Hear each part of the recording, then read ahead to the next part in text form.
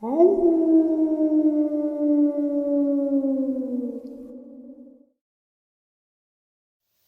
and salutations, everyone. I hope everyone is still doing well, and welcome to this early morning, middle of the night bonus upload. Before we jump into it, a couple quick links. As many of you know, I rely on Patreon, PayPal, channel membership, and the merch to help the channel to continue to grow and go. Links to Patreon, PayPal, and channel membership is in the description below. Merch displayed directly under the video. Also, Dogman, Frightening Encounters, Volume 1 through 3, the audiobook versions. They were written and researched by Tom Lyons, narrated and produced by me, Jeff Nadolny. Those audiobooks are available on Audible, Amazon, and iTunes, links to which are also in the description as well.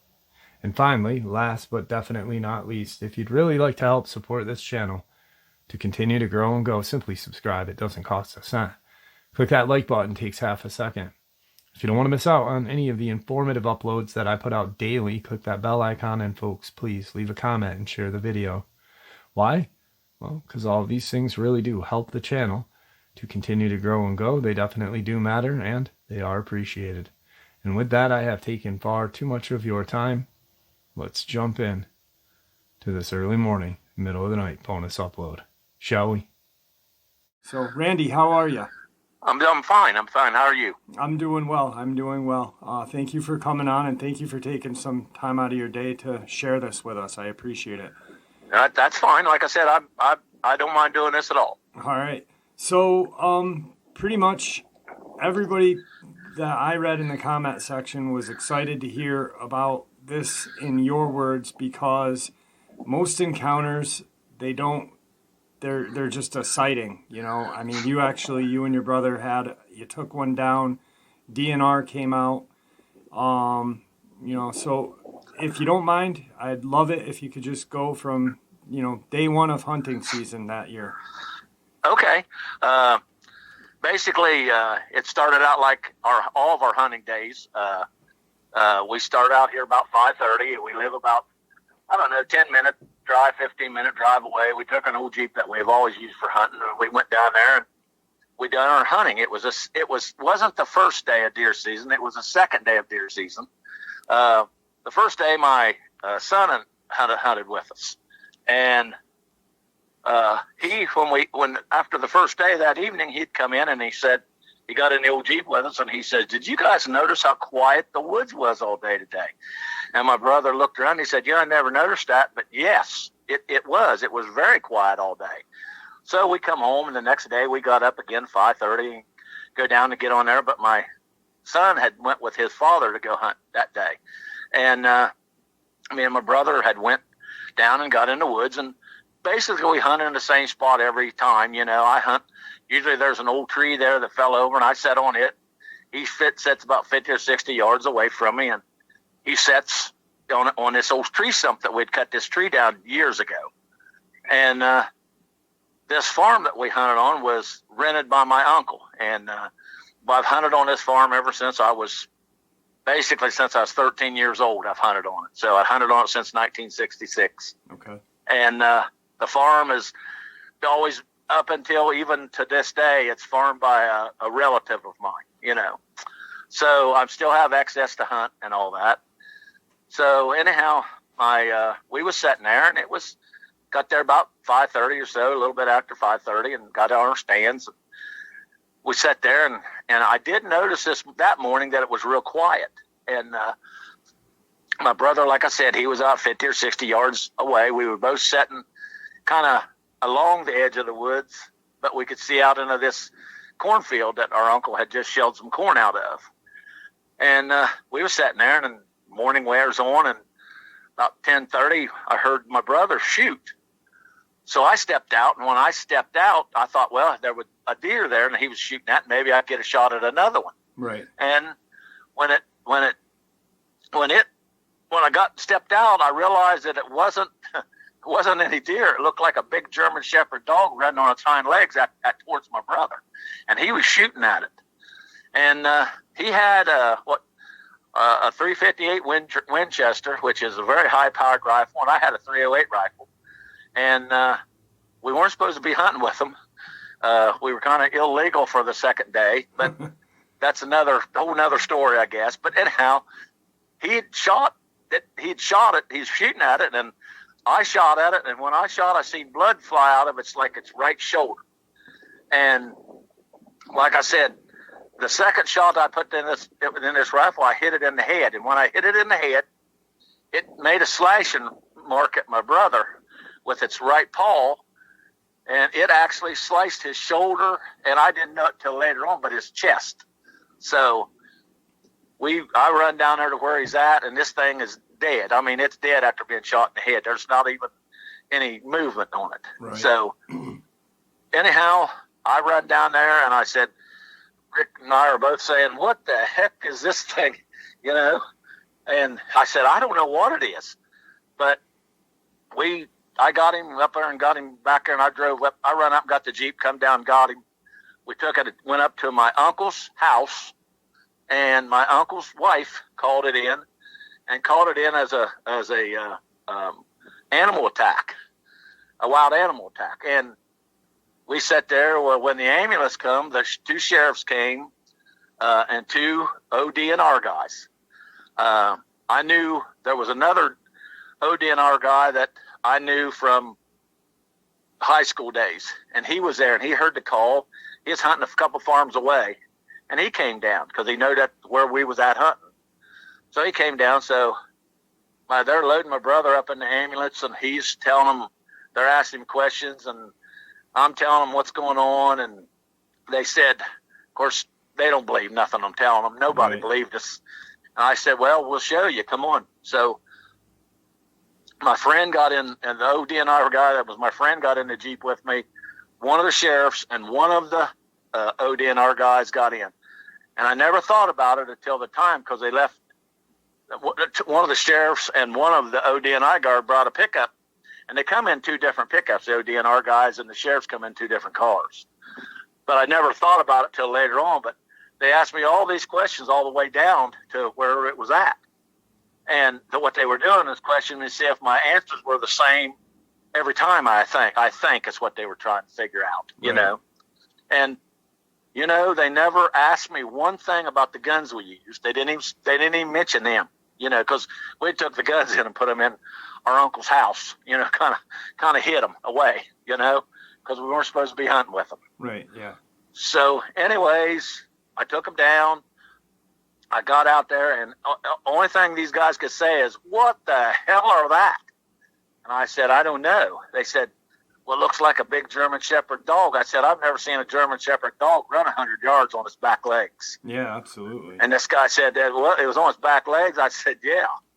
And we all looked at it. We was looking it over, and like I said, it had claws that was like 3 or 4 inches long. I mean, it had paws or hands that looked like a raccoon, but they were huge. I mean, they were like twice as big as my hand, as a human's hand. And they were, his back legs or his back feet looked like a raccoon's, only had ginormous claws on them too.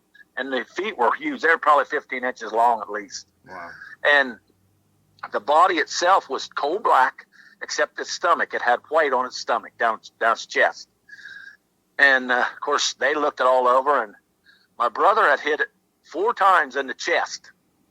And I'd hit it once in the shoulder, and like I said, and then in the head. And the headshot's what put it down. But, it had four shots right through the chest, right where its heart and lungs should have been, that it should have stopped it, but it didn't. And they talked there a while, and they brought more guys in, and the guy that was my friend from the ODNR, he was snapping pictures, and they were snapping pictures, and the sheriff snapping pictures. Anyways, I tell my friend, I said, "You think you could get me some pictures of that?" He said, "Oh yeah, I'll definitely get you some pictures." Now, when they were looking at it, did they move it at all? Did they, roll it over to look at the backside of it, or did they just okay? It had a tail that was about 2.5 or 3 foot long that was kind of bushy. Okay. Stupid question. Was the genitals, were they noticeable like a dog? Oh, yeah. Or like a human? It looked like a male dog. Okay. I mean, it looked like a big male dog. Only the genitals, I I guess, the sack on it was huge. It looked like, I'd say it looked more like a tennis ball size or bigger. Right. Maybe grapefruit. It's genital part of it. Right. Now the other part, it looked just like a male dog. Okay. You couldn't see anything different about it. Right. But, okay. The bullets had went in this thing and it hadn't come out of it. It didn't go out. The only bullet that went in it that went out of it was the one where I shot it in the head. And it went just to the, I guess, the backside, towards the backside of his skull, right by his eye, and then it must have lodged in the other side, went through it because it took his eye out. It took its eye out, Yeah. It didn't blow its head off. You could see its head plain as day, and it had like teeth that were like 3 inches long. Its canine teeth were like 3 or 4 inches long. They were huge, and that's something they was taking a lot of pictures of it that way, and they took pictures of the skull, its face, its legs, its limbs. The one guy was taking individual pictures of everything, its whole body, not just one body picture, Right. Now, And, did it make any noise when you guys were shooting at it? I didn't hear any. My brother said that well, let me tell you the story of that part of it here in just a minute after I get this other part done. Okay, sorry. But and that's all right. And like I said, these guys were talking, and by the time they're messing around, it's getting like 4 or 5 o'clock in the evening. They've messed around there, and there's more game wardens coming. I mean, more. They just keep coming in. So finally, they decided they've got 2 pickup trucks there, but they're not going to take and load it in the back of the pickup, take it away. They're going to wait and take it away tomorrow. Which I had no idea why they did that. I would have took it that day, because I told them, I said, we can lay that thing across the hood of my Jeep and I'll drive it up out of here. No, they didn't want to do that. They wanted it there. So they didn't take it. They had a new guy that was from the ODNR. They said, you stay here tonight and watch this thing. Okay. So we got moved around till he could pull up. He was about 40 feet from it, and so he could shine his headlights on it at night. Okay. And we all got in the vehicle and come home. Okay. Well, my brother wanted it when he got out of the hospital. He wanted to go down and look at it. I said, let's wait and we'll go down and look, because by then when he gets out of the hospital, it's 11 o'clock at night. Right. When he gets everything done. And he wanted to go look at it. And I said, let's wait till we go down in the morning early and look at it. We'll take a camera with us so we can take some pictures of it. So me and him was talking, and he said, I don't understand out there's this damn hospital. He said, I tried to explain to them that this was an animal attack, and they kept saying, well, it was a dog bite. He said, hell, ain't no dog bite. He said, that's a cut for something like a werewolf. He told these guys. He said, as soon as he said that, he said the doctor's ears perked up, and he said everybody. He said that finally a sheriff and an ODNR guy come in there and questioned him. He kept sitting, and they said, well, what kind of dog was this? And my brother says, it's not a dog. He said it was a werewolf. He said, I seen it. It's a werewolf. I shot it. And the guy said, oh, well, okay. What kind of dog? Kept saying, what kind of dog was it? Brother kept saying, it's not a dog. It was a werewolf. And they kept saying the dog bite. He said, well, this is a scratch. Anybody can look at it, tell it was a scratch. It wasn't a bite. Yeah. So he said the worst part of this whole thing was when they was cleaning it.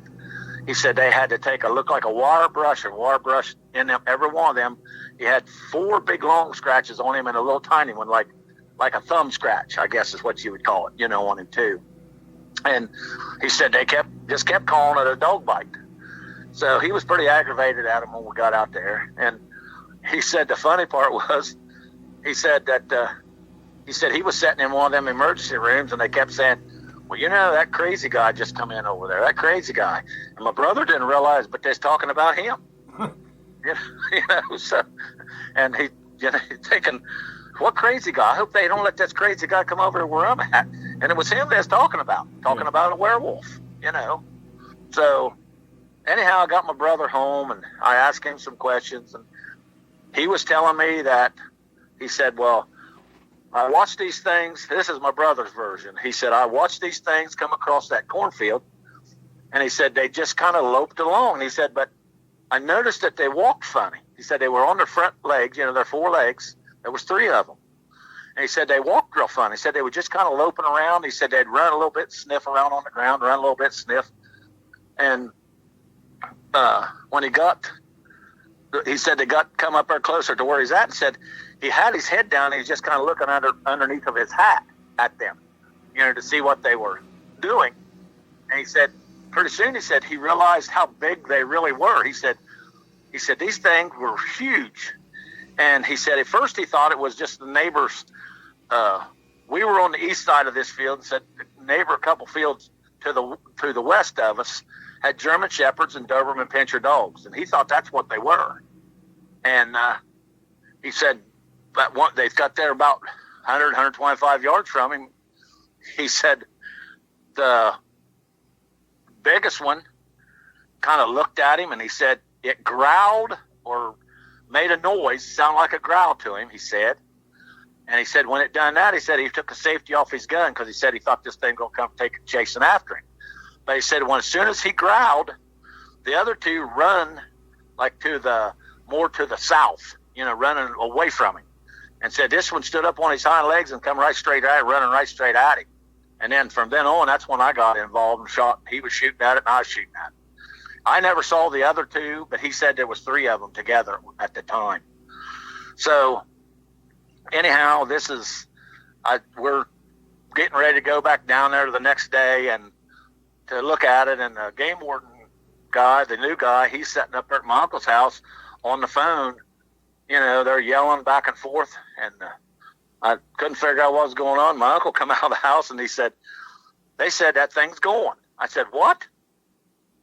Said that thing's going. Said it ain't down there. I said I know it was dead. I said it couldn't have got up and walked away. It was dead. Right. And so he come and said that the game warden boy come, didn't know what happened. He said he heard growls and howls and screeches that night after, way after dark. He said it started around midnight, happened till like 1 or 2 o'clock in the morning.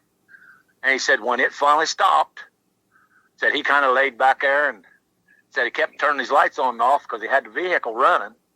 Said he kept turning the vehicle lights on just to see if anything was there with it. Said he never saw anything. Said about 4 or 5 o'clock in the morning, he went to sleep, fell asleep in the car, and said when he woke up at 8 o'clock, it was gone. It wasn't there anymore.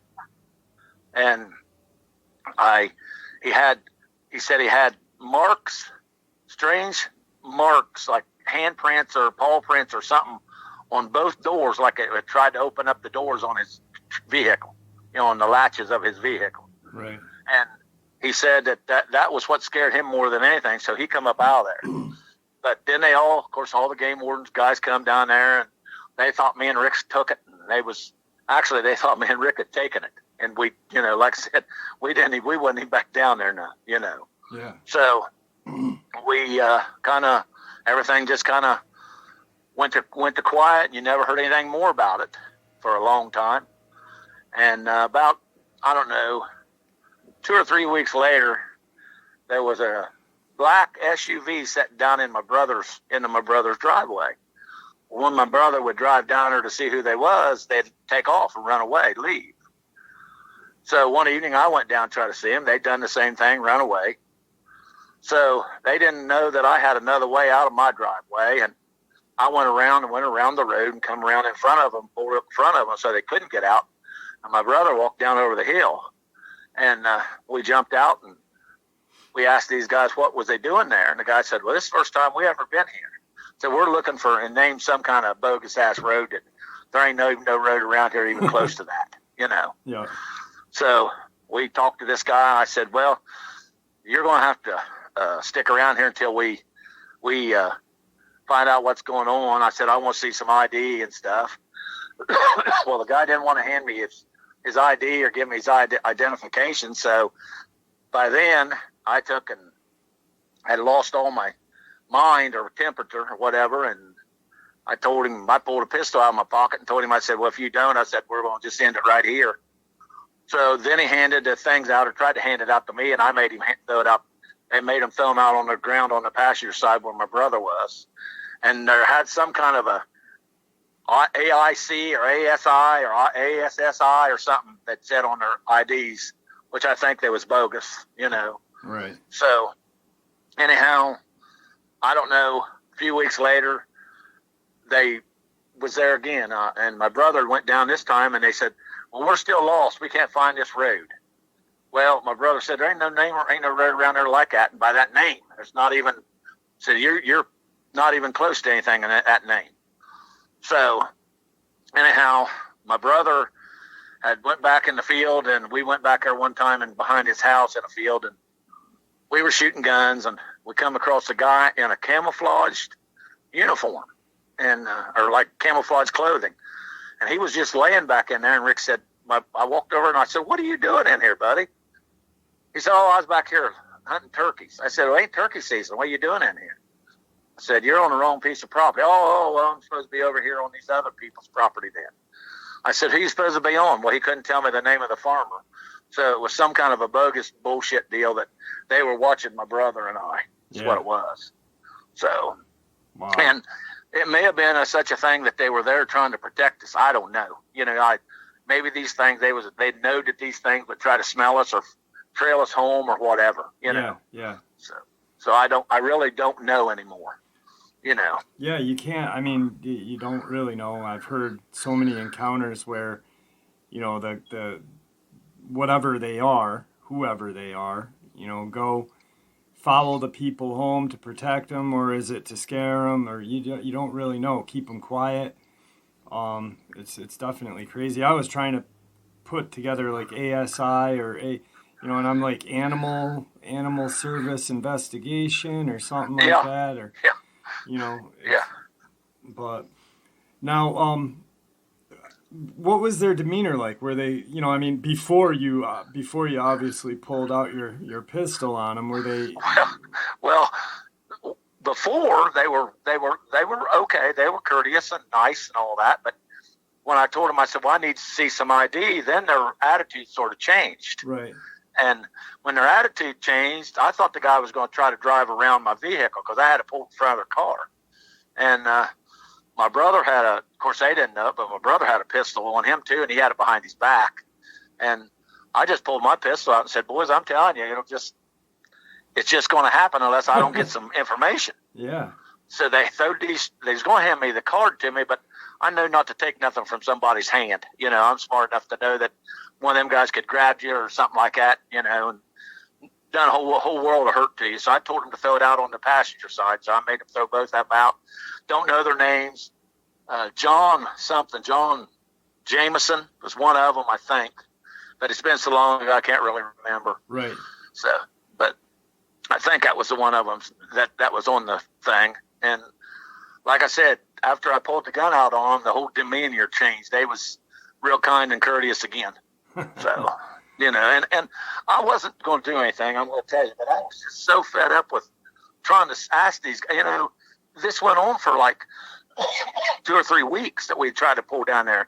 And then the guy would say, well, this is the first time I ever been here. Well, there's bullshit. I know better because I could tell by looking at the vehicle. You know, it was the same vehicle. Right. You know. Right. And then to come back again and this and that. I mean, yeah.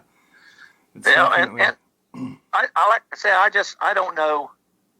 I mean, I don't know if they was there trying to protect us, thinking that these things would come looking for us. And as of to this day, I've never seen another one, and I haven't ever heard noise that, oh, I hear coyotes around here. But ain't nothing. I mean, what my brother said that this thing made a noise, you know, so. Right. And I don't know, you know. No. But my brother said this thing, when it run at him, when it stood up once. Have you ever seen how a Tyrannosaurus Rex leans forward with its arms and runs? Yeah, kind of hunched over a little bit. Yeah, that's how this thing ran at my brother. Yeah. Wow. And like I said, I never, you know, I don't know any kind of animal that can run on its hind legs 100 yards. Yeah. Now, I mean, I've seen dogs walk around on their back legs, but not no 100 yards run. Yeah, I mean, you know, because this thing was running full bore. Yeah, yeah. So it's kind of funny. And when this thing, what were you going to say? Also, this thing closed that 100 or 125 yards in, I mean, like milliseconds. I mean, it probably covered that 100 yards in 5 or 6 seconds. Now, the other two, what did they do? They just kind of veered off? My brother said that when this thing growled, they took off running to my brother's right. Okay. So they was running on down towards the side of the river. And the one, like Rick said, like my brother said, he just stood up. When he stood up, he just, and Rick said it was the weirdest thing. He said this thing grinned at him or smiled at him before he come chasing after him. Said it was.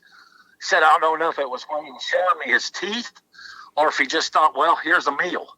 He said he to this day he said he doesn't know why that thing would smile at him. But he said it just smiled at him like it was grinning at him, you know. And like I said, and I think if my brother had been there by himself, he would have, right. You know. Yeah. But I don't know. What do you now? You've been hunting all your life, so I'm assuming that you can estimate a weight. You know, what would you say this thing weighed? Oh, I'd say the thing weighed 500 pounds, 450, 500 pounds, easy. It's big. Right. It's like, I mean, it was 7.5 feet tall. It was nothing but muscle. I mean, it was, I'll tell you, it looked like, not really so much like a bodybuilder, but like a well-built man. You know, its body did, you know. Down at its hips, it was kind of, you know, like thinned down, you know, like bodybuilders get. And the legs were real muscly. I mean, the legs were like beefcake legs, you know, the back legs was. Now, the front legs weren't so big, but they were way longer than the rear legs. Okay. This thing was. And like I said, my brother, you know, he actually gave up hunting after that. But I never have. I've kept hunting. But the only thing that changed about me, I never hunted on the ground again. I built me a tree stand so I come up off the ground, you know. So yeah, definitely a smart decision. I always felt I was, and I'm gonna tell you right now, I've never went no place that I don't have firepower. I've got, you know, we reloaded all of our own bullets at that time, and we put, you know, high powered powder in them. You know, we was making something that would shoot a long ways and had a lot of power, and I'm glad we did that day, you know. So I don't know what would have happened if I'd missed that shot as far as shooting at his head when I shot at his head and would have missed, because I'm afraid my brother had been in a whole world of hurt, and so would I. Yeah, absolutely. So. Absolutely. But like I said, I've hunted this farm for a long, long time. I've never, ever heard a noise. I've never, ever seen anything like that before. I've seen dogs there before. I mean, I go down there a lot of times in the fall of the year after it's frosted and stuff and just walk through the woods. I still do that today.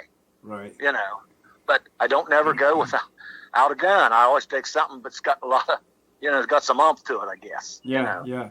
And you were saying in the narration part that you sent me, your buddy that was in the ODNR, he ironically, or, you know, lost the pictures.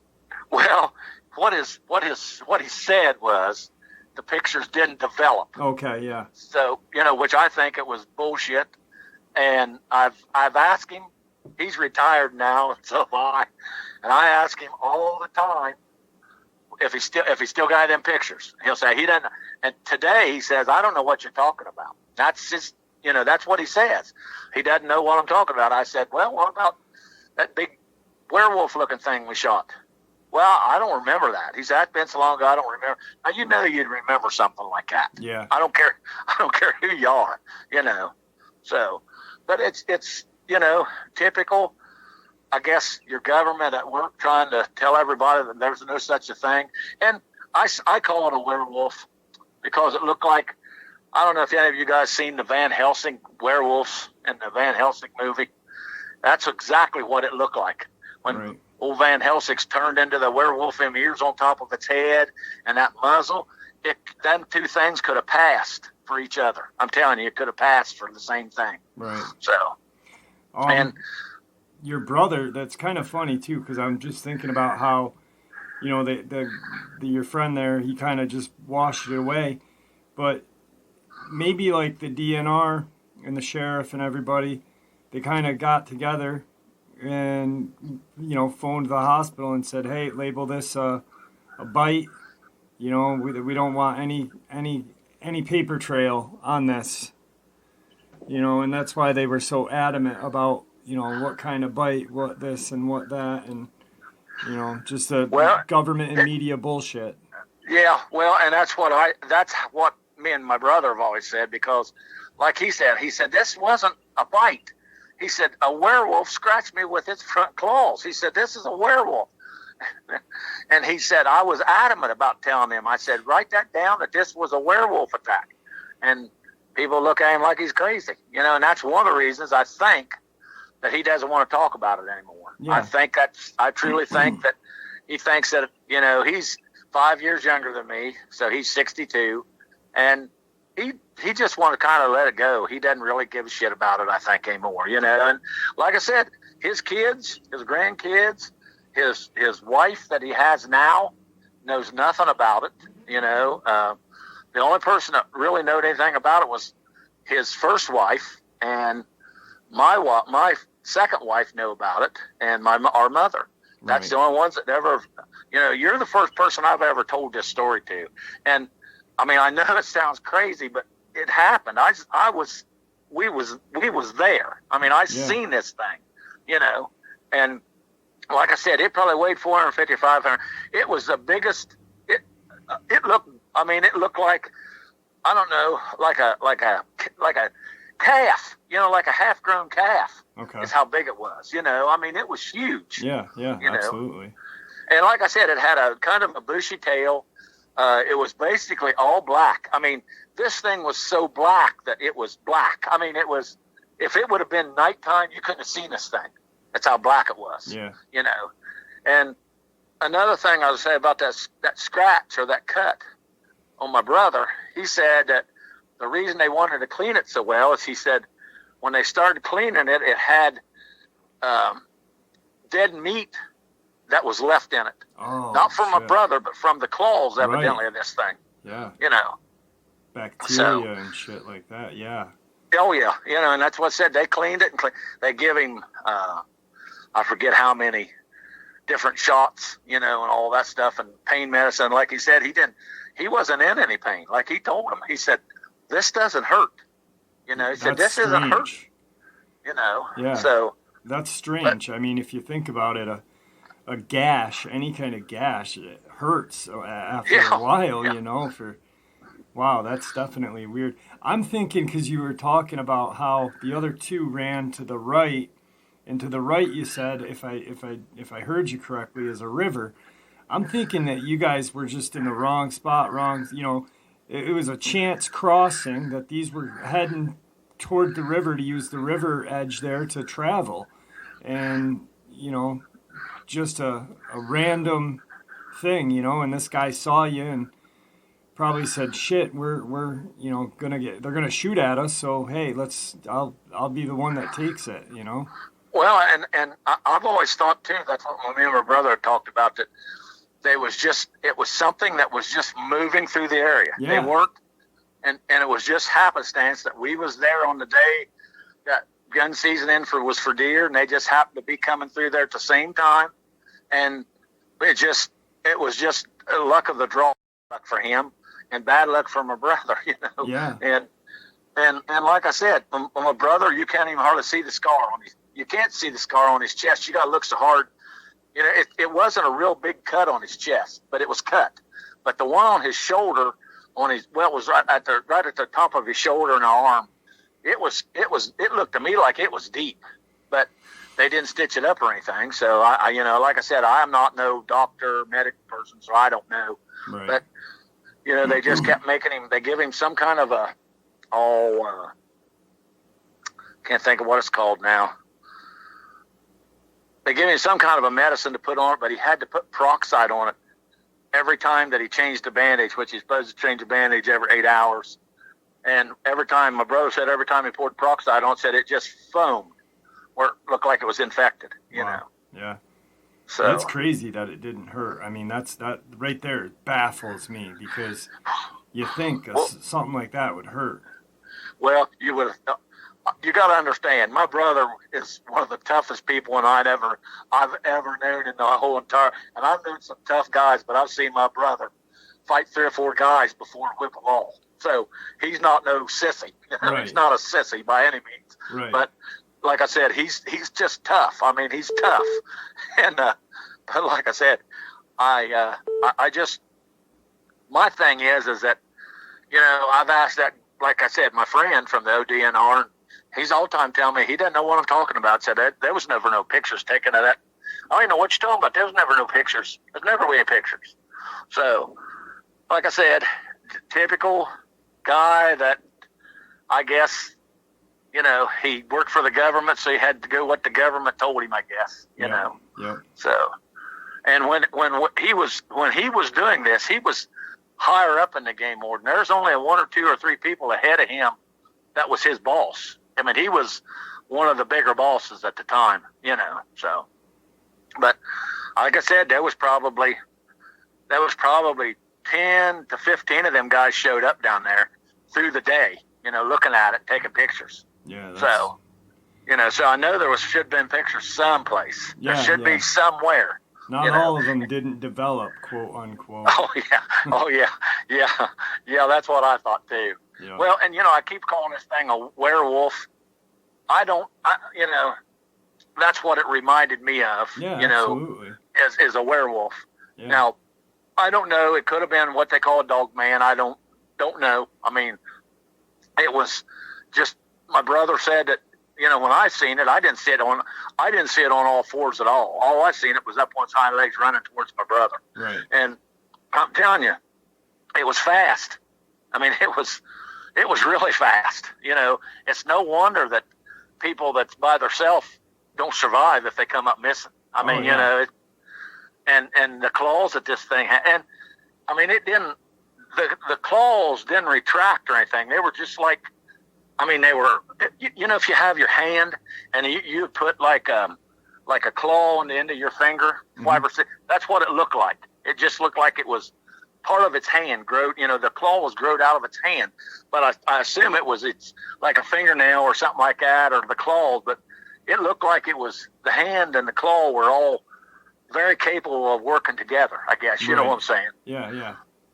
So, but like I said, the back feet had claws on them too. They were, and like I said, I'd say the foot was at least 15 inches long, but now did that look like a human or more like a raccoon as well, kind of? Oh, the back foot looked more like a raccoon too. Okay. Or I thought it looked like a raccoon. Now, so the only thing did it have like a narrow length to it, or was it kind of like a rounded length? You know what I mean? Oh, it looked, well,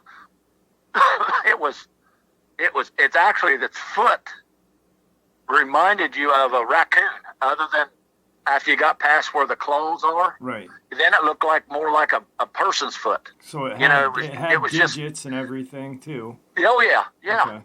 Yeah. It was so. Mostly the thing that looked human about it was its body. It's and it didn't have like big biceps or triceps or anything like that. It was basically just all huge. Now its legs, its thigh legs were huge. It's the thighs part of this thing's legs were huge, and like I said, I looked at it. They rolled it over, and I looked at it. I looked at the thing, and I picked it up. I grabbed a hold of its ears and looked at it. And when I pulled its head up, mouth opened up. You could see the teeth just plain as day. The teeth were kind of a yellowish color. I couldn't tell what color eyes it had because, like I said, the one eye was going, and when I shot it, the other eye was just kind of it was in it, but you couldn't really see what it was because I think it's the way the bullet went into its head. Went through its side of its eyes. Yeah. So, but I picked its ear. I got it by its ears, and the reason I'm going to tell you another thing, I picked it up by the ears, and my friend took a picture of me holding its head up.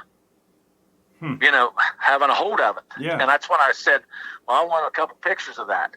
Well, I thought, well, I'll go down, me and Rick can go back down. Because like I said, it was 11 o'clock before he got out of the hospital.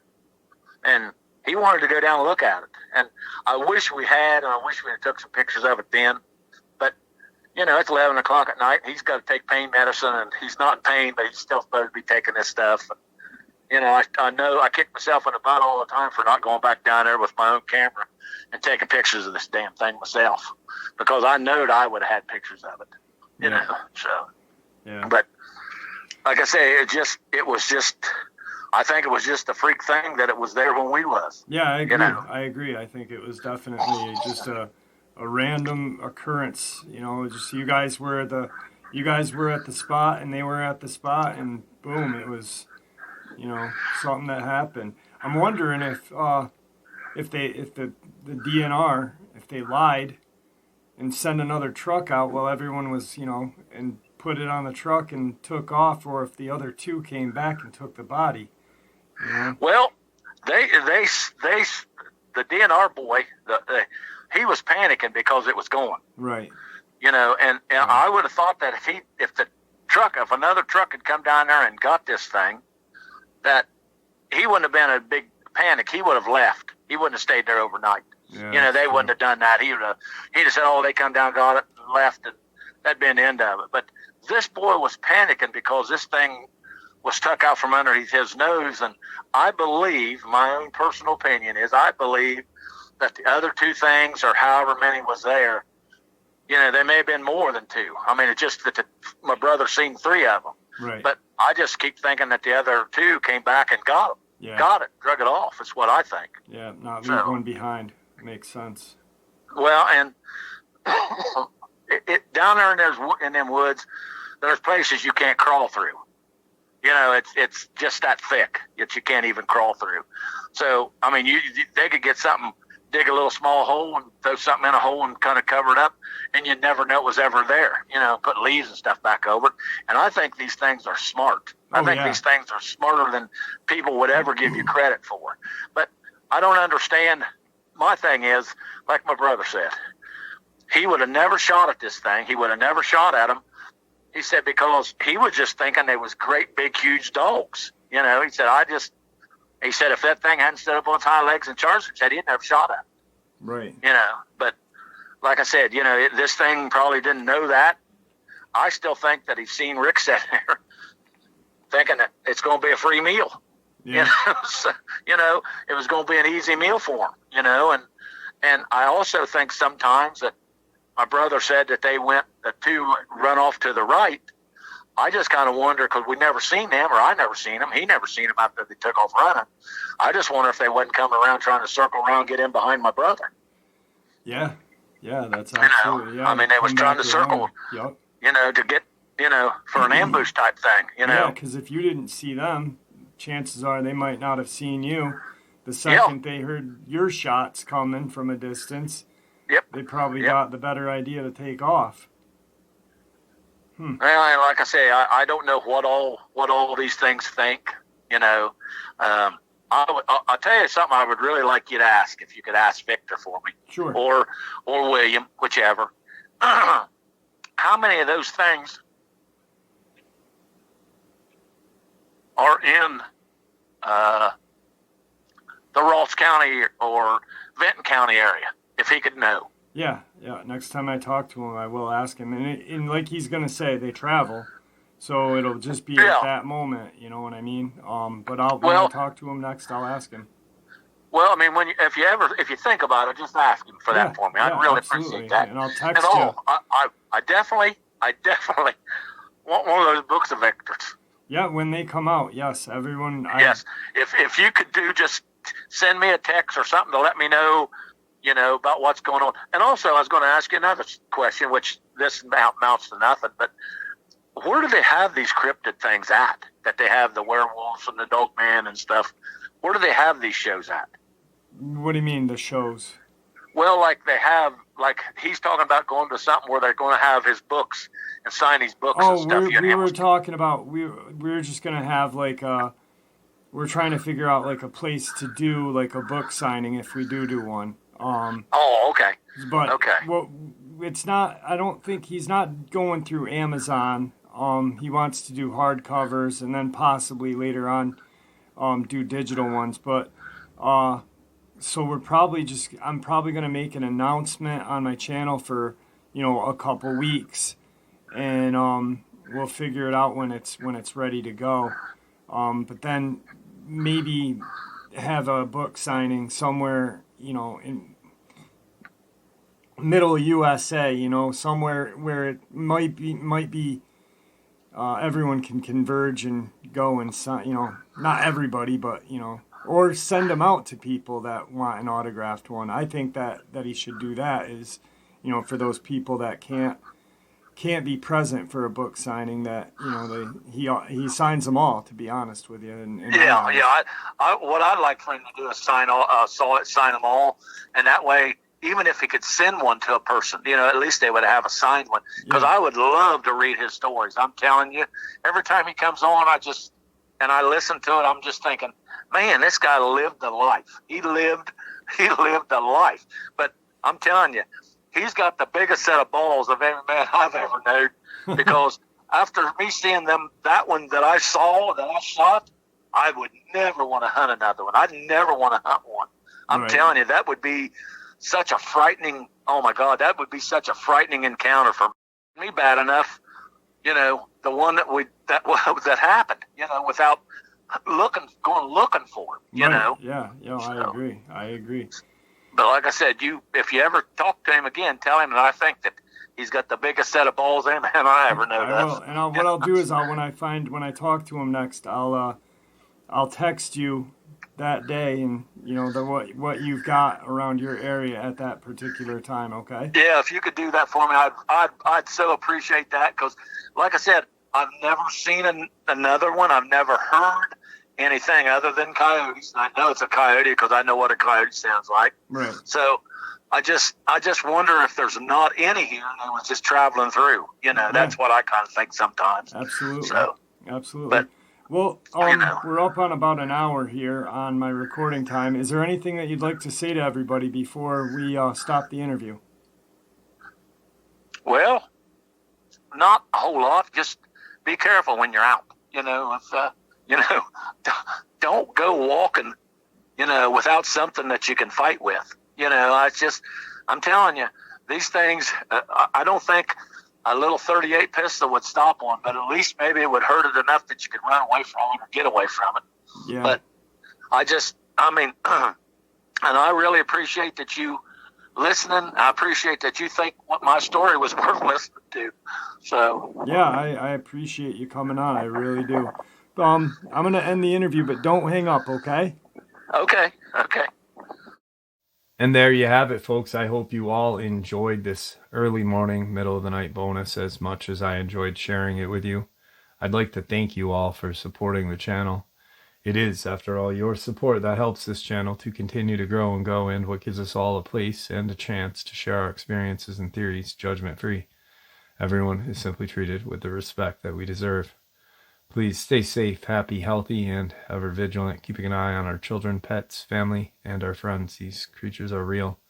These events have happened. Share this information with those you love and care about, and it may just help save their lives someday. Until next time, never stop asking questions, never stop searching for the truth, and God bless you all.